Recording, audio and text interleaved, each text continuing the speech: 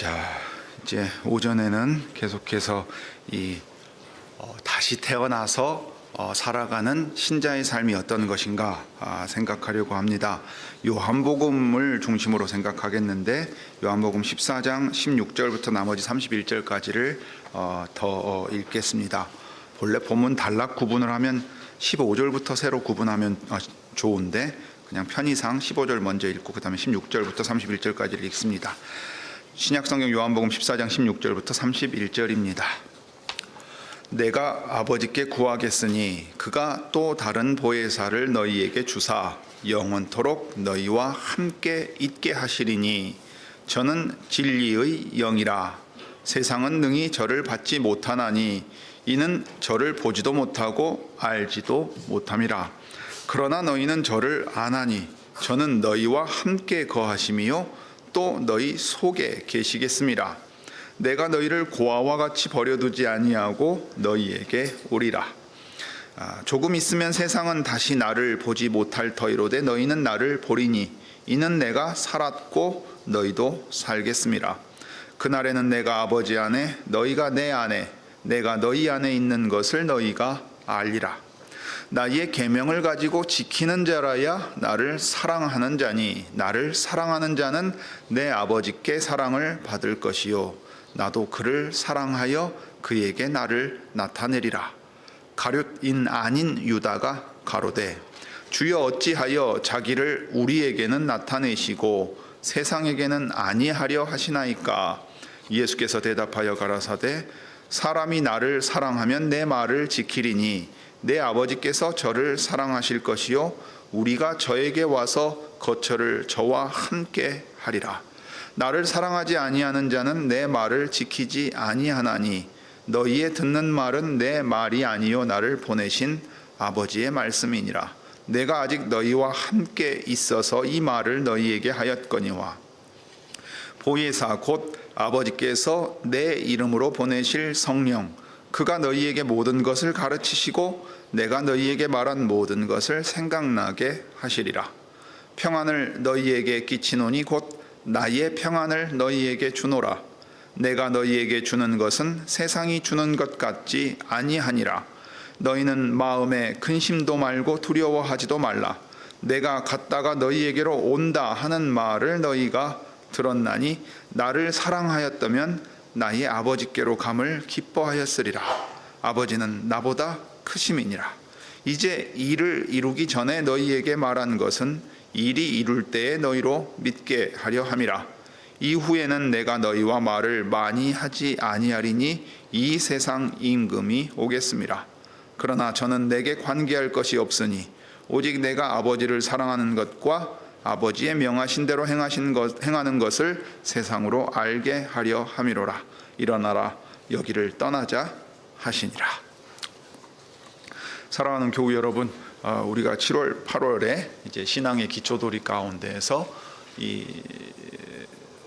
죄 가운데 태어나 살아가는 부패한 인간이 다시 태어난다, 새로운 생명으로 태어나는 이 거듭남에 대한 것을 생각하고 있습니다. 그런 다음에 이제 이 거듭난 사람이 마땅히 하나님을 사랑하는 방식인 이 예배를 더 생각하려고 하는데, 오늘은 요한복음 이 14장 성령으로 말미암아 거듭나서 이 성령으로 말미암아 살아가는 것이 이 거듭난 사람의 삶이라는 것을 좀 생각하려고 합니다. 요한복음 14장뿐만 아니라 15장이나 16장 또는 갈라디아서 5장에 나오는 가르침도 같이 한번 생각하겠습니다. 먼저 이제 이 예수께서 이 요한복음 14, 15, 16장에 기록된 이 말씀을 주신 배경과 그 내용을 좀 생각하겠습니다.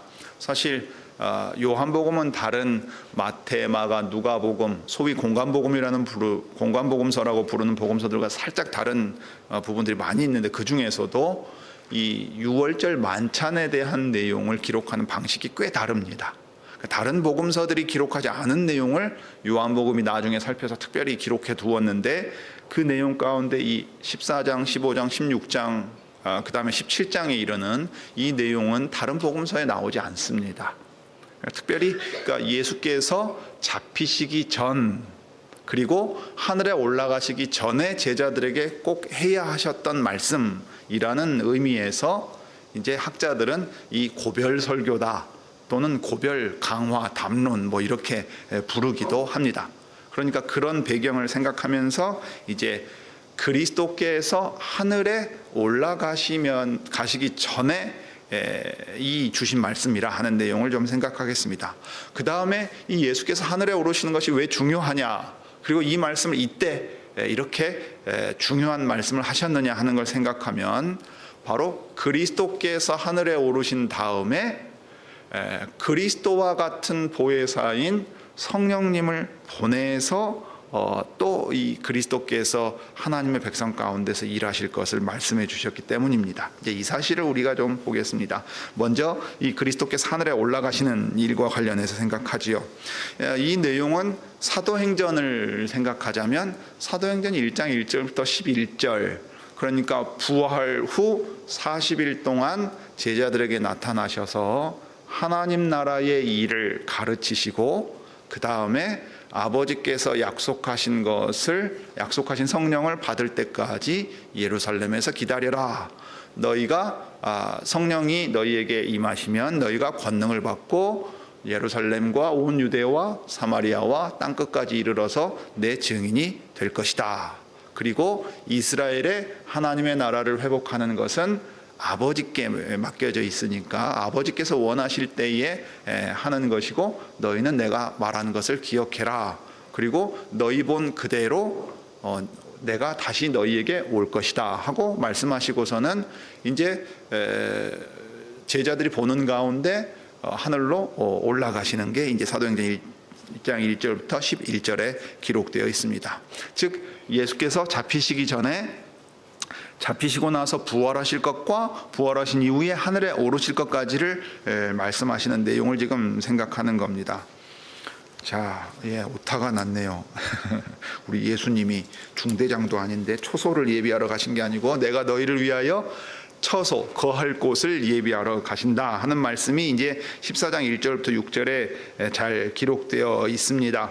왜냐하면 이제 예수께서 잡히시기 전에 잡히고 난 다음에 죽으신 다음에 부활하셔서 아버지께로 올라가실 것, 즉 우리가 사도신자에 고백하는 대로 하늘에 오르사 전능하신 하나님의 오른편, 이 오른편은 왕의 통치권을 받아서 다스리시는 그 자리입니다. 보좌에 앉으셔서 다스리시는 자리에 올라가시게 될 것인데, 사실 그게 이제 하나님의 백성들이 거할 처소를 준비하는 일이 됩니다. 그래서 하늘에 올라가셔서 아버지께 하나님의 나라를 받으면 그 나라를 이 적은 무리에게 주시기를 기뻐하시지요. 누가복음에 나와 있는 말씀입니다. 하나님의 나라를 그들에게 주셔서 그 나라의 백성이 되게 하시고, 그 나라의 백성이 되니까 왕이 그 백성과 함께 거하는 겁니다. 예루살렘의 성전이 가리키는 바가 바로 그것이었거든요. 성전의 중요한 건 그 성전이 얼마나 아름답냐 크냐가 아닙니다. 성전에 왕이신 여호와께서 계신다 하는 것이고, 그 왕이신 여호와께서 자기 백성과 함께 계신다 하는 거예요. 이 함께 계신다는 걸 강조하는 게 바로 임마누엘이었습니다. 하나님께서 우리와 함께 계신다. 예수께서 사람이 되셔서 우리 가운데 오시고 하나님의 나라를 우리 가운데 가져오셔서 삼위 하나님이 우리와 함께 거하신다. 이게 이제 가장 중요한 내용입니다. 이 일을 위해서 사람이 되셨고 자라셨고 고난당하시고 죽으시고 부활하시고 하나님 아버지의 오른편에 올라가시는 겁니다. 예수님이 하시는 모든 일이 바로 여기에 초점이 맞춰져 있습니다. 그런 다음에 내가 가는 곳에 그 길을 너희가 알리라 했어요. 아버지께로 간다, 올라갈 거라고 말씀하셨어요. 그러니까 도마가 뭐라 그랬습니까? 아니 주님 어디로 가시는지 우리가 어떻게 합니까? 어떻게 합니까? 가신다고만 하는데 어디로 가시는데 우리가 어떻게 합니까? 하니까 예수께서 우리가 잘 아는 말씀을 하시죠. 내가 곧 길이요 진리요 생명이니 나로 말미암지 않고는 아버지께로 올 자가 없느니라 했어요. 예수님 자신이 예수께서 가시는 아버지께로 가셔서 아버지의 나라에 이르는 길을 이제 가시는데 예수님 자신이 길이 되십니다. 그러니까 이 길로 말미암지 않고는 아버지께서 다스리는 나라로 갈 수가 없어요. 그런데 죽은 자들은 이 길로 갈 수가 없지요. 진리로 말미암아 생명을 얻은 자들이 갑니다. 그러니까 예수님 자신이 진리고 예수님 자신이 생명이 되십니다. 그래서 예수님 자신이 길이 되셔서 오직 예수님으로 말미암아 아버지께로 나아갈 수 있게 된다. 그리고 그 길을 열기 위해 내가 여기 왔고 아버지께로 간다. 그러니 이 모든 일이 다 준비되면 그 다음에 이제 펼쳐지는 일은 뭐겠습니까? 예수님을 따라 그 길을 걸어가면 진리와 생명 가운데 아버지께서 다스리는 나라에 이르게 됩니다. 이게 이제 예수께서 죽으시고 부활하시고 승천하셔서 하실 일들이 됩니다. 그러면서 14장 7절부터 15절의 내용 가운데 이제 이 말씀을 하십니다. 특별히 이제 12절, 13, 14절 나를 믿는 자는 나의 하는 일을 저도 할 것이요. 여러분, 예수께서 하신 일이 뭐냐면 아버지께서 하라고 명하신 일을 했어요. 아버지께서 하라고 명하신 일을 아들이 온전히 순종을 하셨습니다. 이게 참 인간으로서 우리에게 보여주신 모범이시기도 한데요. 근데 사람들이 생명이 없고 진리를 알지 못하기 때문에 아버지께 나아가지 못합니다. 길과 진리와 생명을 모두 다 잃어버렸고 모른단 말이지요. 그런데 예수님으로 말미암아 아버지께서 명하시는 선한 일들을 행할 수 있는 존재가 돼요. 예수께서 하신 일을 이제 예수님의 제자들도 할 수 있게 됩니다. 왜냐하면 길이신 예수님을 따라서 진리와 생명 안에서 아버지께 이르게 되기 때문입니다. 그래서 이것보다 더 큰 일을 할 것이라 그럽니다. 왜 그렇게 되냐면 내가 아버지께로 올라가면 이 땅 가운데서 행하는 존재는 바로 예수님의 제자들이기 때문에 그래요. 땅에서는 예수님이 직접 행하시는 일들을 이제 아버지께로 올라가면 하늘에서 아버지의 오른편에서 제자들을 통해서 하시겠다는 얘기입니다. 그런데 이게 하나님께서 창조 때 하시던 방식과 같은 방식이지요. 하늘의 하나님이 동산에 낙원에 이 정원을 만드시고 특별한 구역을 만드시고 사람을 찾아와 사람과 함께 하십니다. 사람에게 가르치시지요, 명하시지요. 그러면서 이 땅을 다스리는 일을 누구에게 맡겼습니까? 사람에게 맡겼지요. 남자와 여자로 창조하시고 혼인하여 자녀를 낳고 생육하고 번성해가 땅에 가득해지면서 땅을 다스리라 그랬어요. 그 일이 이제 예수님의 제자들을 통해 이루어집니다. 그러니까 창조 때 하나님의 형상으로서의 사명을 감당하는 일이 이제 신약에 와서는 예수님 오시고 나서는 예수님의 그리스도의 형상을 따라 이 땅에서 사명을 이루는 일들로 이제 진행되게 됩니다. 이 일로 말미암아 이제 예수님을 통해 아버지께서 영광을 얻으시는 거예요. 그러니까 하늘에 계시는 예수님이 무엇을 말씀하십니까? 땅에 있는 너희들이 내 이름으로 아버지께 구해라. 무슨 뜻이에요? 예수님이 이 땅에 계셨으면 하셨을 바로 그 일을 우리를 통해 해 주십시오 하라는 거예요. 아버지께 구하라고 마태복음 6장에 보면 너희는 이렇게 기도하라 하면서 우리 아버지 하늘에 계시는 하나님 이렇게 구하잖아요. 그러면서 무엇을 구하냐면 아버지의 나라가 이 땅에 이루어지기를 구합니다. 그러니까 예수님의 제자들이 살아가는 이 인생의 목적은 어디 있냐면 하늘 아버지의 뜻이 예수 그리스도 안에서 우리를 통해 이루어지기를 구하고 행하는 데 있어요. 그러니까 뜻이 하늘에서 이루어진 것처럼 땅에서도 이루어지기 위해서는 누구의 뜻이 이루어져야 돼요? 내 뜻이 이루어지는 게 아니라 아버지의 뜻이 이루어져야 돼요. 아버지의 뜻이 땅에서 어떻게 이루어집니까? 예수님이 만들어 두신 이 제자들이 예수님을 통해 아버지의 뜻을 깨닫고서 아버지의 뜻을 행합니다. 그러니까 우리가 기도할 때 구하는 것의 내용은 뭐예요? 예수님을 통해 깨달은 아버지의 뜻이 이루어지기를 구하고 그 아버지의 뜻을 행하고자 구하는 것들이라 이 말이에요. 그러면 예수님의 이름으로 구하는 거예요. 왜 예수님의 이름으로 구해요? 예수님이 이것을 우리에게 구하라 알려주셨고 예수님이 가져오라 그러셨습니다 했어요. 자, 우리 어른들도 어렸을 때 심부름 해보신 기억이 있을 거예요. 지금은 좀 다르겠습니다만은 동네에 구멍가게들이 하나 있어요. 그러면 아이가 찾아오면 이 아이가 어느 집 몇째 아들인지 딸인지 다 알아요. 그러면 이제 한번 생각해 보세요. 제가 예전으로 치면은 뭐 주전자를 하나 들고 털레털레 들고서 슈퍼에 가면은 구멍가게에 가면 막걸리도 팔아요. 막걸리 가서 받아오거라 하면은 갔다고 치자고요. 그러면 요즘 같으면은 아이고 주민등록증 보여주십시오. 미성년자에게는 주류를 팔지 않습니다 하겠죠. 근데 그게 아니고 이거 누 집 아들이네? 너 아빠가 그거 가져오라 그러더냐? 하고는 준단 말이에요. 아빠가 가져오라 그랬어요 하니까 주는 거예요. 애가 제가 날이 밤 기온도 30도가 되니까 막걸리 한 잔 걸쳐야 되겠습니다. 그럼 주는 어른은 없잖아요. 아이가 왔는데 그 아버지가 시킨 일인지 아니까 준단 말이에요. 딱 쉽게 말하자면 그런 거예요. 우리가 예수님의 뜻을 깨닫고 예수님 안에서 우리가 이것을 행해야 되겠습니다. 그러니까 아버지가 그렇구나 하고서는 아이고 장하다. 네가 내 아들 예수의 뜻을 깨닫고 내 뜻을 그렇게 잘 깨달았구나. 그러니 네가 원하는 대로 내가 들어주마 하고서는 그게 아버지의 뜻을 이루기 위해서 구하는 것이 돼요. 그러니까 아버지의 독생자 아드님이신 예수님이 제자들을 잘 가르치시고 인도하셨다는 사실에서 우리 하나님 아버지께서 기뻐하실 것 아닙니까? 그 일을 위해서 지금 하늘에 올라가시는 거라 이 말이에요. 그러니 하늘에 오르셔서 나 이제 일 다 했으니까 휴가 간다. 니네들이 알아서 해라. 그런 게 아니고 내가 오히려 너희들을 통해서 아버지의 뜻이 이 땅에 이루어지기를 위해 이 모든 일들을 행했다. 그리고 바로 그 일을 위해 이제 하늘에 간다는 거예요. 그러니까 하늘에 올라가시는 일이야말로 예수님이 사람이 되시고 고난받으시고 죽으시고 부활하신 모든 일들을 이제 실제로 행하시는 아주 중요한 시작이 되는 겁니다. 사도행전의 1장에 보면 그렇게 승천하시고 2장에 오순절에 아버지께서 약속하신 그 성령을 아버지께 받아 제자들에게 보내시는 겁니다. 그럼으로써 아버지의 나라를 예수님이 다스리시기 시작한다는 사실을 분명하게 보여주시고 예수님이 성령님을 보내서 아버지의 뜻, 아버지의 나라를 이루어간다 하는 것을 이제 드러내십니다. 그러니까 이제 14장에서 이 기도에 대한 내용, 내 이름으로 구해라.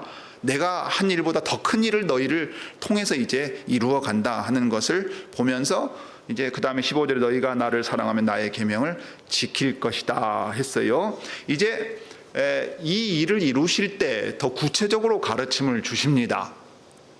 하늘에 오르셔서 땅에 있는 제자들을 통해 아버지의 뜻을 이루어 나갈 때 구하라 그러셨잖아요. 예수님의 이름으로 구하라 그럴 때 그러면 어떻게 땅에 있는 제자들이 이 모든 일들을 감당할 수 있고 심지어 예수님이 이 땅에서 하신 일보다 더 큰 일을 할 수 있게 되느냐 하는 걸 가르쳐 주시는데 그게 바로 16절에 보면 내가 아버지께 구하겠으니 그가 또 다른 보혜사를 너희에게 주사 이 일을 행하게 하실 것이라 말씀을 하십니다.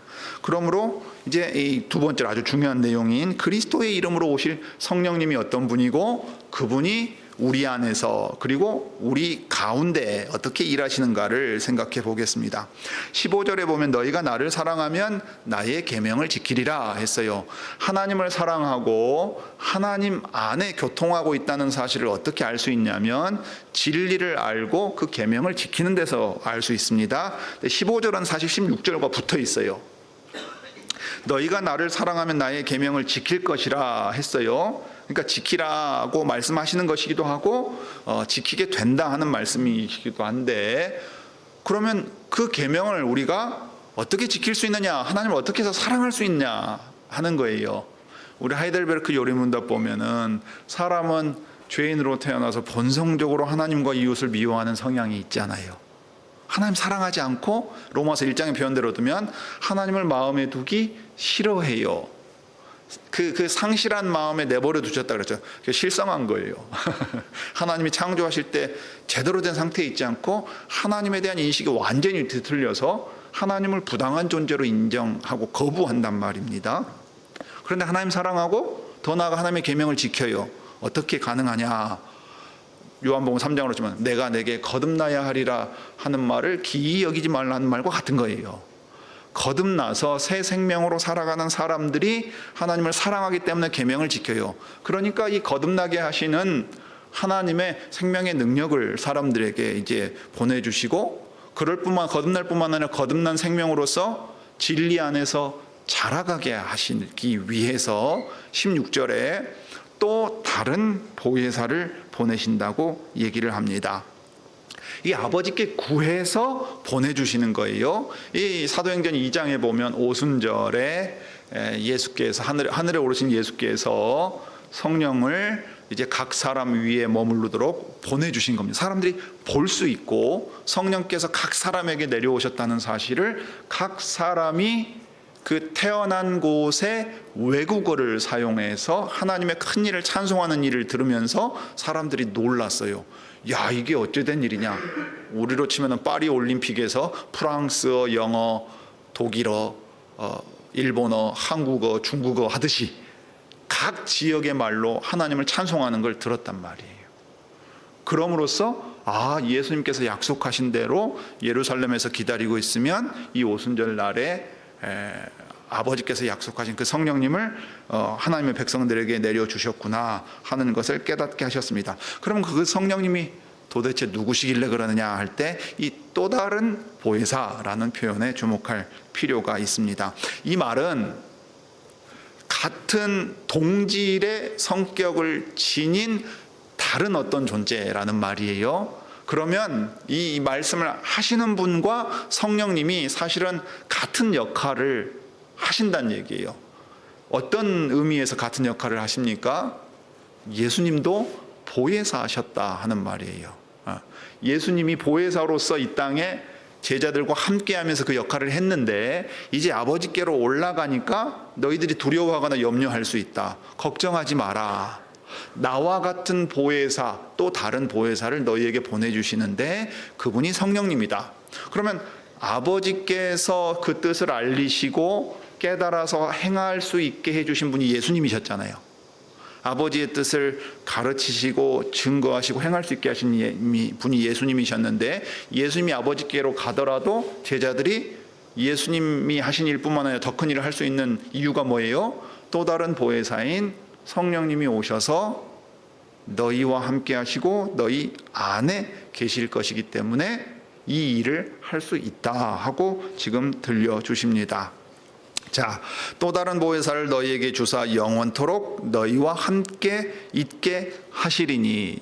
예수님은 하늘에 오르셨을지라도 성령님은 너희와 항상 함께 계신다. 그래서 이 보혜사의 역할을 계속 하시는데 그분이 누구냐? 진리의 영이라 했어요.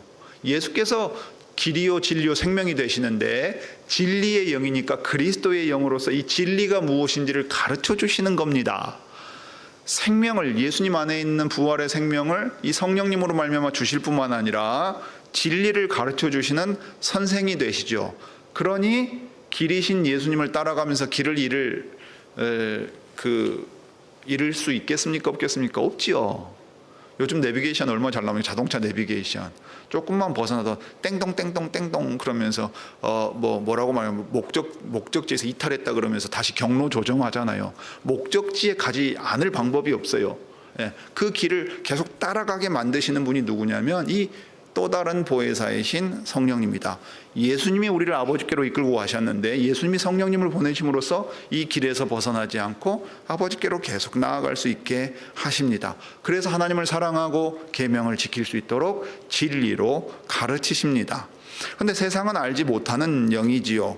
그러나 너희는 저를 아나니 저는 너희와 함께 거하심이요 또 너희 속에 계시겠습니다. 우리와 함께 계실 뿐만 아니라 각 사람 안에 계신다 그랬어요. 아주 놀라운 일입니다. 그러니까 거듭난 사람은 양자의 영인 거듭나게 하시는 이 하나님의 신을 우리 안에 모시고 산다 하는 놀라운 가르침을 줍니다. 요한복음 6장에도 보면은 이 믿는 자에게 이제 이 하나님의 신이 거하게 될 것을 말씀하시고 20장에 가면 부활하신 이후에 숨을 내쉬시면서 성령을 받으라 말씀하십니다. 예수께서 성령으로 우리에게 숨을 불어 넣으셔서 우리로 살아나게 만드시고 그 성령님을 우리 안에 두셔서 아버지의 뜻을 알리시고 예수 그리스도를 따라갈 수 있게 만드는 진리의 영이라 하고 가르쳐 주고 계십니다. 자, 그럴 때 이제 보혜사라는 말이 좀 어렵습니다. 보혜사라는 말 한자인데요.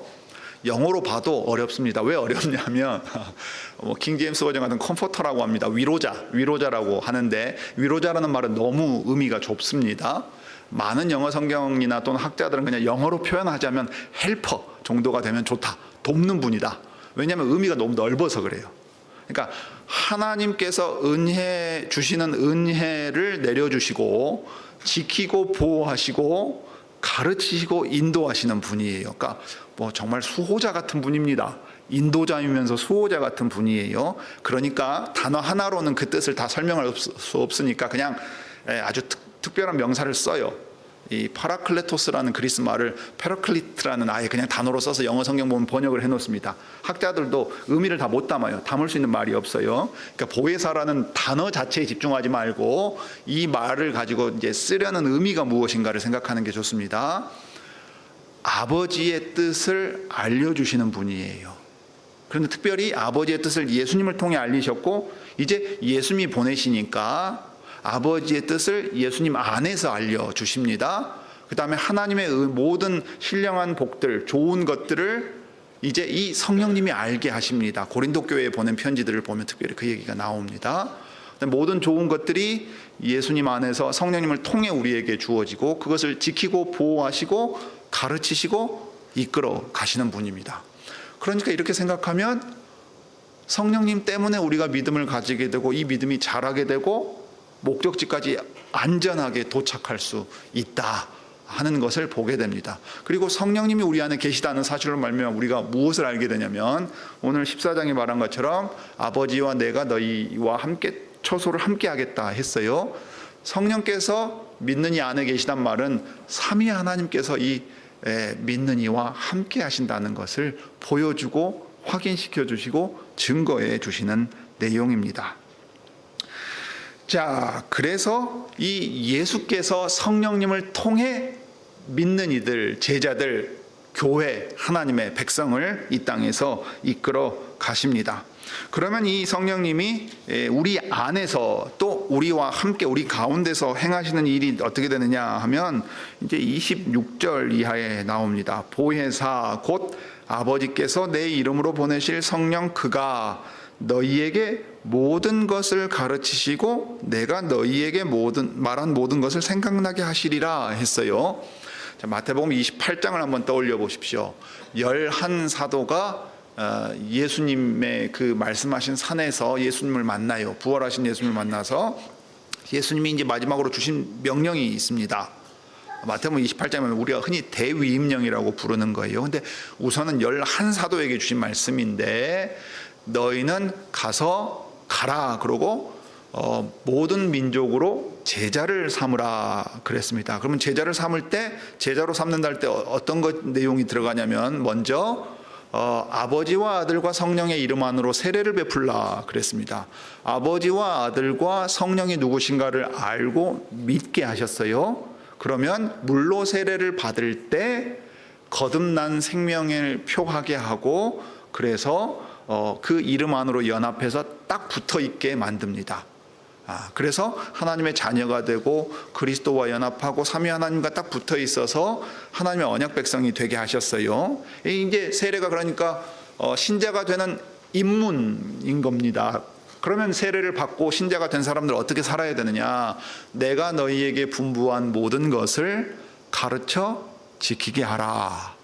자, 신자가 된 사람의 입장에서는 예수님의 이 말씀이 어떻게 들려야 됩니까? 내가 너희에게 분부한 모든 것을 배우고 지켜라 하는 거예요. 그럼 예수님이 분부한 모든 것을 누가 가르쳐주고 누가 지킬 수 있게 하느냐? 예수님이 지금 말씀하시지요.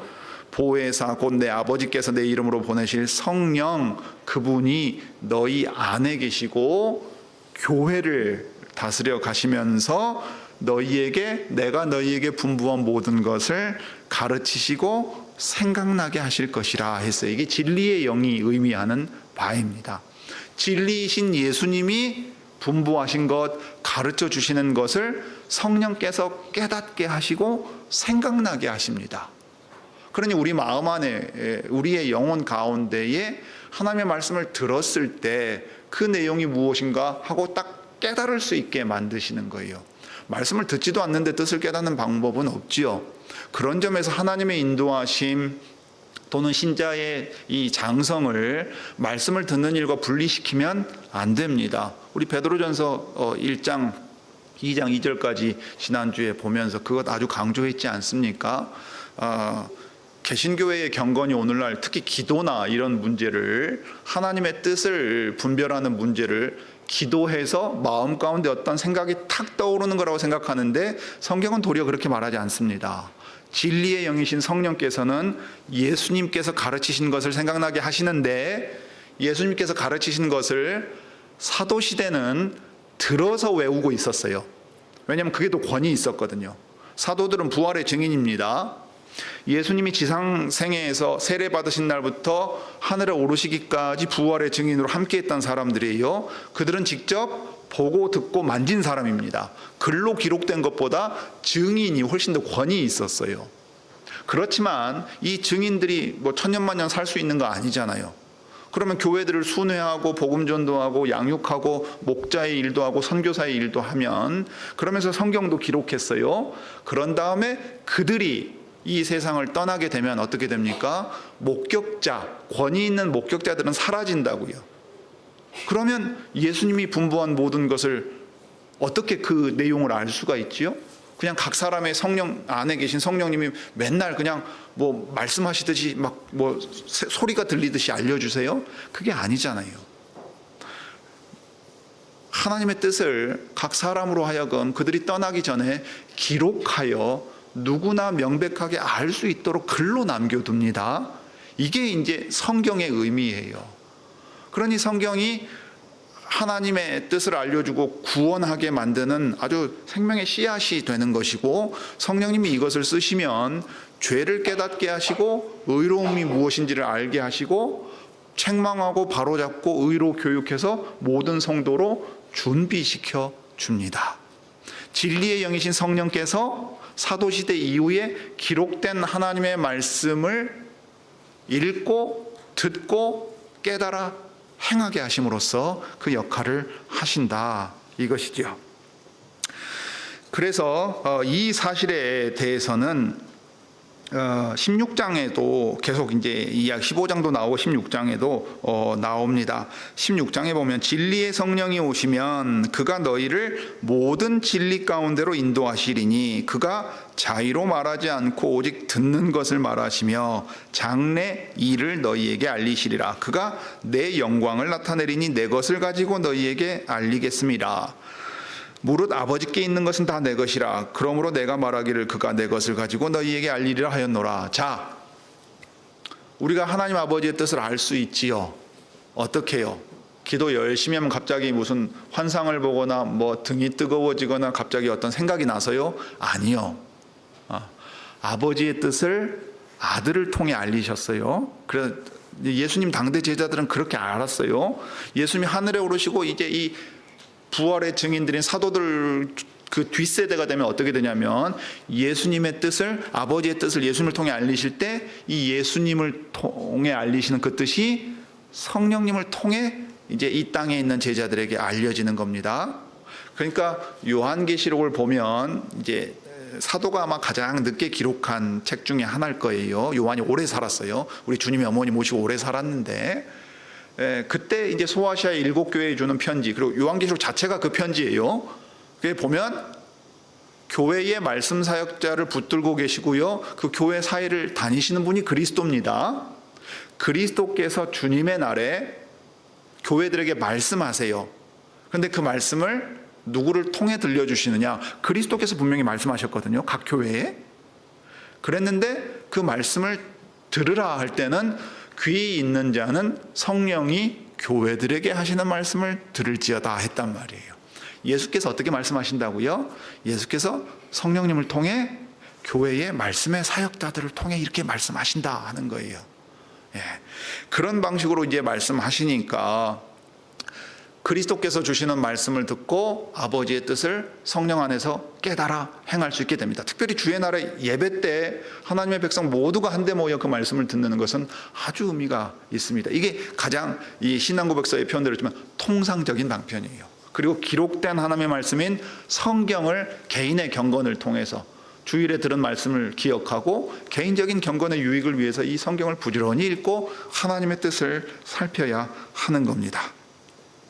자, 15장 26절 27절에 보면 내가 아버지께로서 너희에게 보낼 보혜사 곧 아버지께로서 나오시는 진리의 성령이 오실 때 그가 나를 증거할 것이요 너희도 처음부터 나와 함께 있었으므로 증거하느니라 했어요.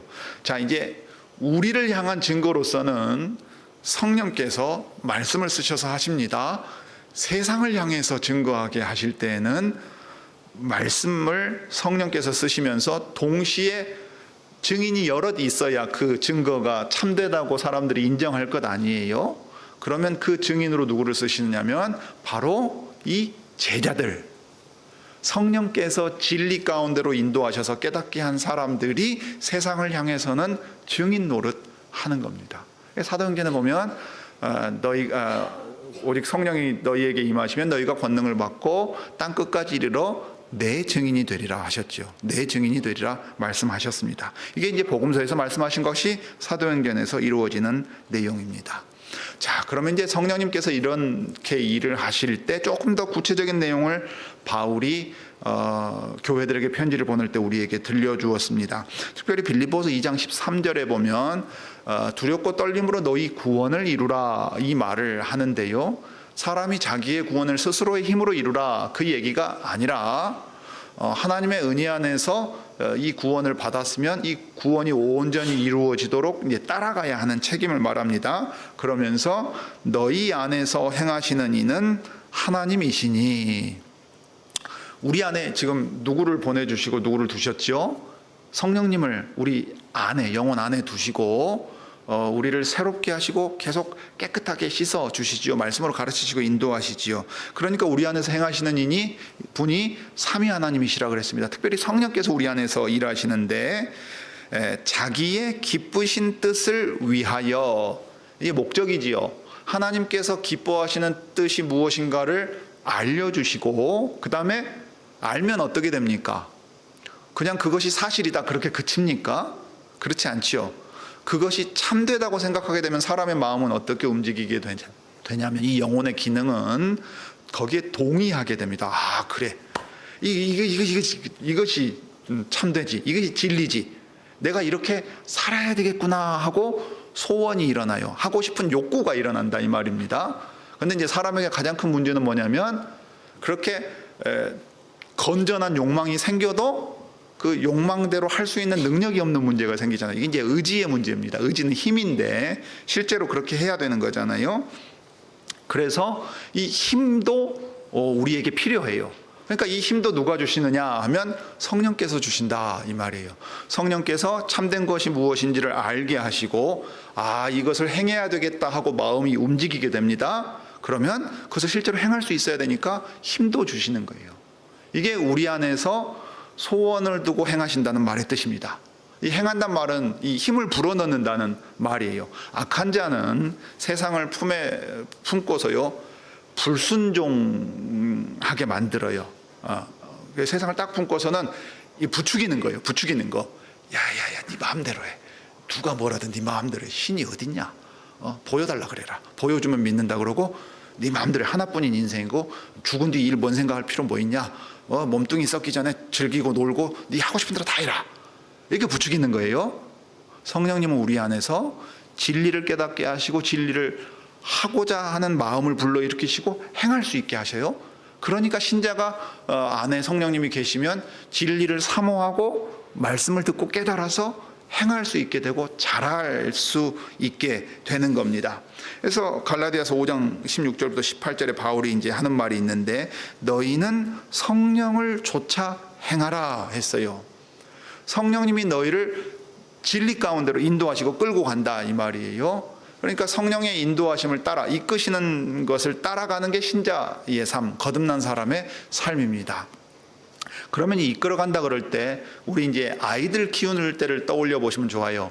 여러분 아이가 우리 민혁이가 있으니까 예를 들기가 참 좋아요. 저 유아실에 민혁이가 아주 통통하게 있어요.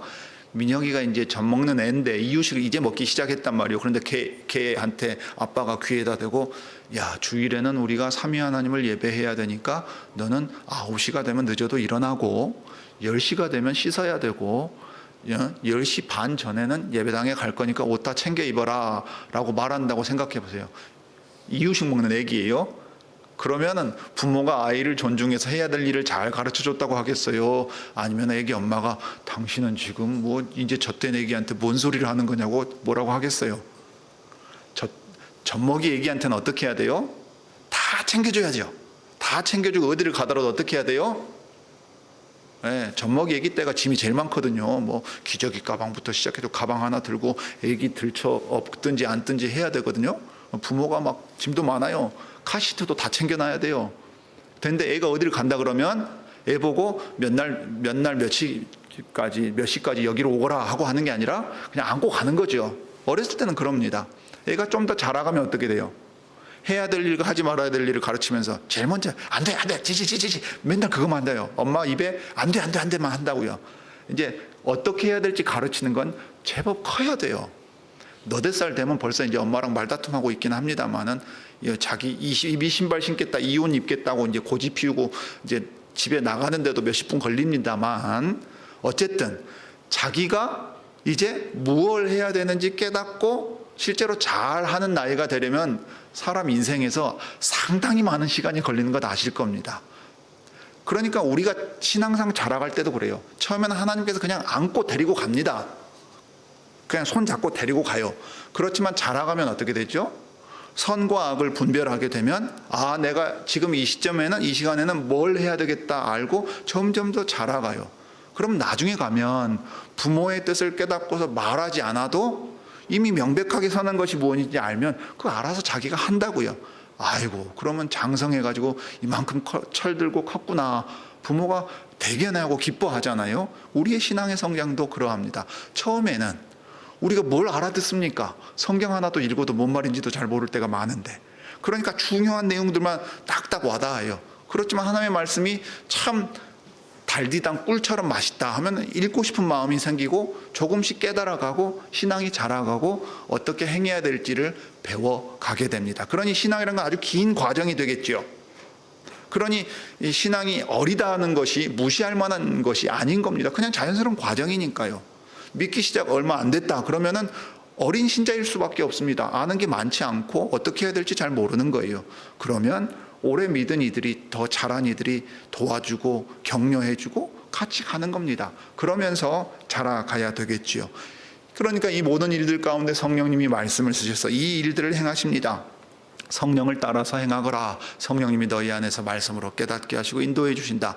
특별히 교회에 성령님이 은혜를 주시는 방편들이, 통상적인 방편들이 있어요. 그러니 주의 날에 예배 드리는 것은 나를 위한 겁니다. 내가 주님을 위해서 무슨 물질을 바치고 하나님 여기 가져왔으니 받으십시오 하는 게 아니고, 내가 믿음 안에서 살기 위해서 도리어 하나님을 만나러 가고 이곳에서 말씀을 듣고 은혜를 경험하고 이 신자들이 교통하는 가운데 또 흩어져서도 성령님의 인도하심을 따라 삽니다.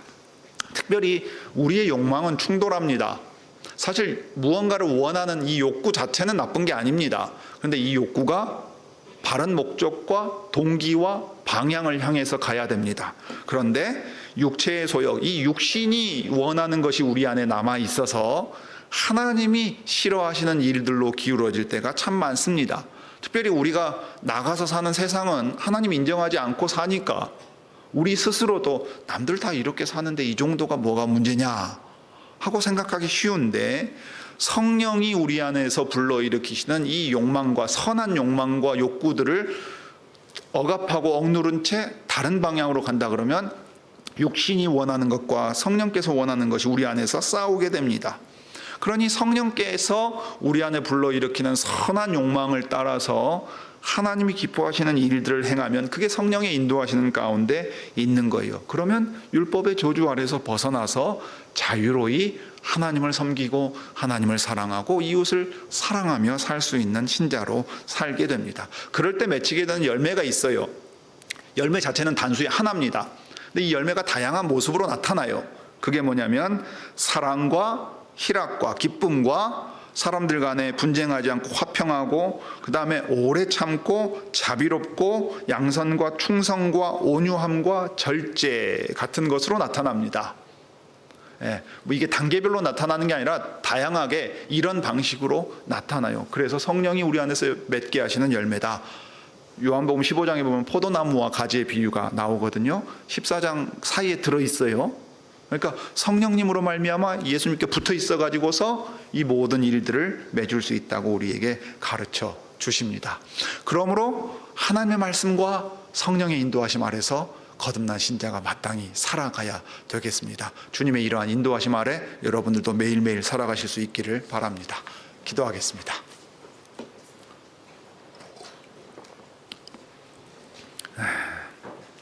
은혜와 사랑이 풍성하신 하나님 우리 아버지, 주 예수께서 아버지의 오른편에 가셔서 이제 아버지의 나라를 받아 다스리실 때 거룩한 신 성령을 우리에게 보내서 우리로 깨끗하고 거룩한 하나님의 백성이 되게 만드십니다.